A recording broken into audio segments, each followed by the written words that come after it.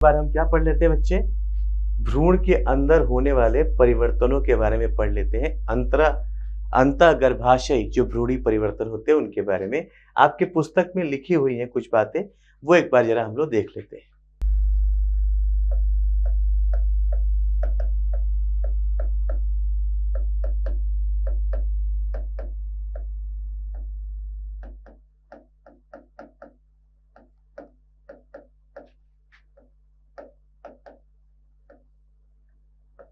अंतःगर्भाशयी भ्रूणीय परिवर्तन, क्या क्या परिवर्तन होते हैं गर्भाशय के अंदर, देखते हैं एक बार।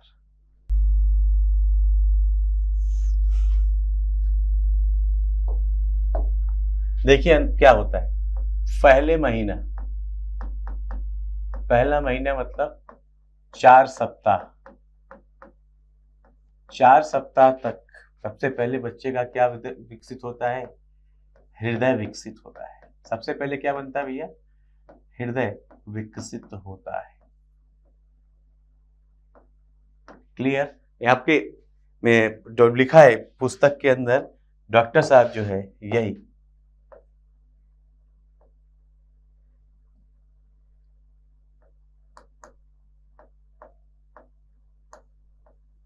हृदय गति को स्टेथोस्कोप से सुना जा सकता है।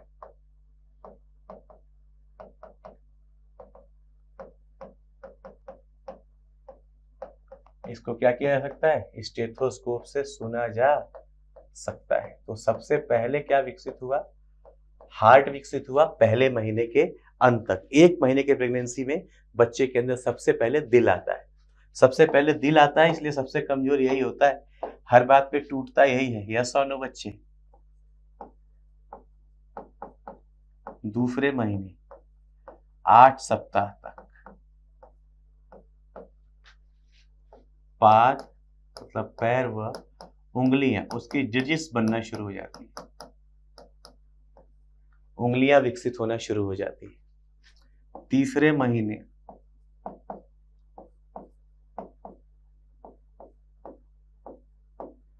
12 सप्ताह या प्रथम त्रैमासी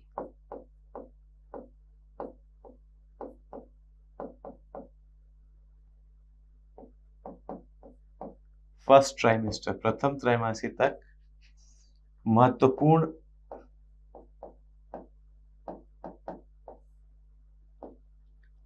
अंगतंत्र, उसके बॉडी के जो इंपॉर्टेंट बॉडी पार्ट है डिफरेंट, वो सब महत्वपूर्ण अंगतंत्र, जननांग, महत्वपूर्ण अंगतंत्र, जननांग आदि विकसित हो जाते हैं। हाथ पैर सब ये प्रॉपर बन जाता है। पाद, हाथ पूर्ण विकसित, पूर्णतया क्या हो जाते हैं? हाथ पैर विकसित हो जाते हैं। और बॉडी के जो भी और वाइटल ऑर्गन है जैसे किडनी, लीवर, ये सब क्या हो जाते हैं बच्चे के? विकसित हो जाते हैं 3 महीने तक। ठीक है? और सुनिए, 5वां महीना 5 महीने मतलब 20 सप्ताह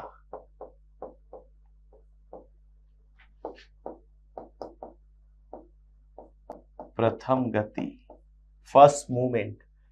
ये पैर इसी कंडीशन में मारता है ना? प्रथम गतिशीलता लिख रहे हैं। प्रथम गतिशीलता जो आप लोग पढ़े ना, ऑल इज वेल बोलने पे पैर मारेगा। आप लोग ने देखा होगा 3 इडियट्स एक मूवी है जिसमें ऑल इज वेल बोलने पे पैर मारता है। वो 5वें महीने पे ही प्रथम गतिशीलता व शरीर पर रोए या बाल आ जाते हैं। छोटे छोटे बाल या रोए आ जाते हैं। ये कब? ये 5वें महीने में। 6ठे महीने में या आपकी पुस्तक में ही 6ठे महीने में लिखा है तो आप भी 6ठे महीने ही लिख लो, कोई बात नहीं। आपको जब क्वेश्चन तो यही से देना है। 6ठे महीने में मतलब 24 सप्ताह या द्वितीय त्रैमासी।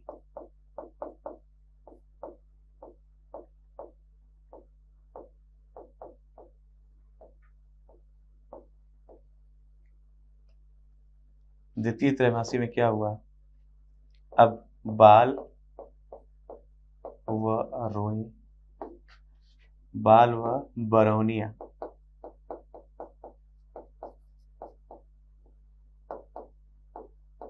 पलकें, ये सब संरचनाएं बन जाती है। और 9वें महीने में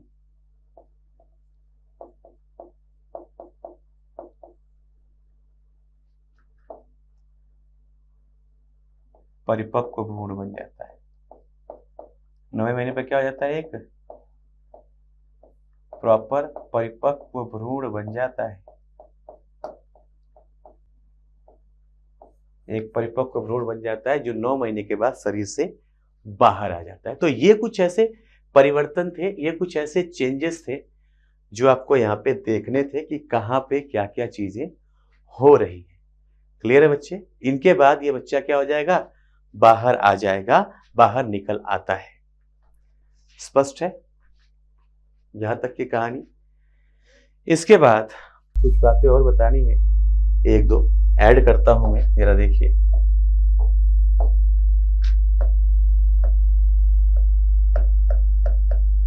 तीन माह तक अपरा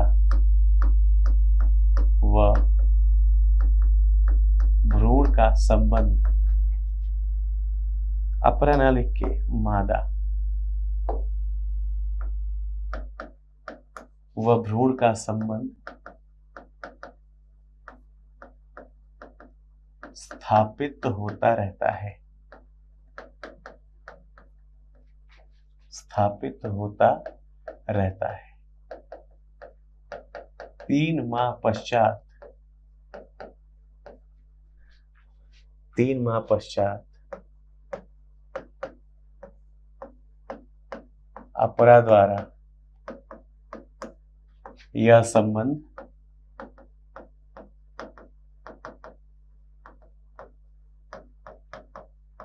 पूर्णतया स्थापित हो जाता है।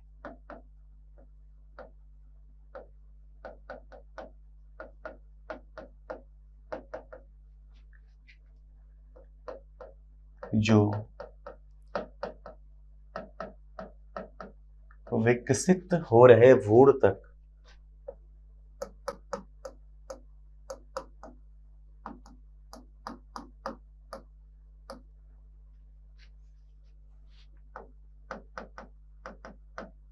पोषण, ऑक्सीजन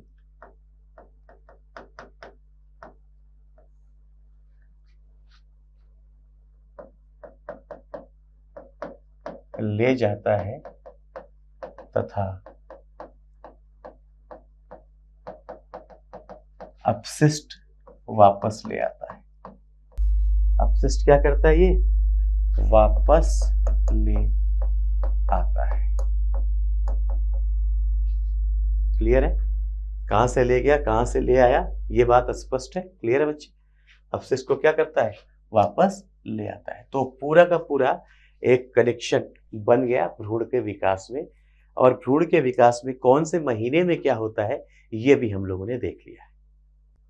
अब बच्चे, भ्रूण का विकास हो गया, बच्चा 9 महीने का हो गया, बाहर निकलना है। बाहर निकलने की प्रक्रिया, बच्चे के बाहर निकलना और उसके बाद उसका पहला पोषण। अगर आपको याद है तो मैंने आपको सिखाया था कि मादा के भीतर उसकी जो स्तन ग्रंथियां हैं, वो स्तन ग्रंथियां भी उसकी क्या है, सहायक अंग है। स्तन ग्रंथियां भी क्या है, उसकी सहायक अंग है। तो स्तन ग्रंथियों तक ये पोषण कैसे, स्तन ग्रंथियों से वो बच्चा पोषण लेता है, यस और नो? तो स्तन ग्रंथियों के अंदर दूध का निर्माण कैसे होता है, जब बच्चे को पैदा होते ही दूध मिल जाता है। और यहाँ पे ये जो प्रेगनेंसी है, इस प्रेगनेंसी को कैसे मेंटेन किया जाता है, बिकॉज बहुत से आप लोगों ने सुना होगा कि यार इनके यहाँ बच्चा गिर गया, वो प्रेग्नेंट थी, उनका बच्चा रुकता ही नहीं है, ठहरता ही नहीं है। तो हमने यहाँ पे तो एक सामान्य बात कर ली, लेकिन यहाँ पे कुछ ऐसी छोटी छोटी बातें और करनी है जो आपको ये बताएंगे कि ये प्रेगनेंसी रुकती कैसे है, तो वो मेन प्रेगनेंसी को मेंटेन कैसे किया जाता है। तो आपको बता दूं, कि यहाँ पे जो प्लेसेंटा है, हमने प्लेसेंटा के बारे में बात की, प्लेसेंटा के बारे में एक चीज और लिख दे रहा हूं जिसका डिटेल हम अगले क्लास में करेंगे। प्लेसेंटा या अपरा जो है वो अंतःस्रावी ग्रंथि के जैसे भी काम करती है। कैसे काम करती है? अंतःस्रावी ग्रंथि के जैसे। और ये बहुत सारा सिक्रीशन, अंतःस्रावी ग्रंथि के जैसे भी काम कर रही है और बहुत सारा सिक्रीशन निकालती है, जो सिक्रीशन इस प्रेगनेंसी को मेंटेन भी रखते हैं, और इस सगर्भता को बनाए रखते हुए भ्रूण का विकास करते रहते हैं। आप लोगों ने देखा होगा जो इंसान है, मानव है, उसके शरीर में पाई जाती है नाभि। नाभि देखा है? सबकी होती है। वो नाभि वो जगह है जहां से वो अपनी माँ के प्लेसेंटा से जुड़ा होता है। और कभी गाय भैंस कुछ बच्चे ऐसे पैदा होते हुए देखा होगा आपने, बकरी के बच्चे, गाय के, तो उनके भी देखा कि नाभि से एक नड़ी निकली होती है, एक पाइप निकली होती है। वही वो नड़ी है जो माता के प्लेसेंटा से जुड़ी होती है। आ रहा है समझ? प्लेसेंटा से जुड़ी होती है। मादा प्लेसेंटा, जैसे मानव प्लेसेंटा जो होता है वो ऐसा होता है कि जब बच्चा पैदा होता है तो वो प्लेसेंटा को तोड़ के अपने साथ साथ बाहर लेके चला आता है। क्या हो जाता है? बाहर लेके चला आता है। ये क्षयकारी अपरा होता है, ये टूट जाता है, निकल आता है वहां से।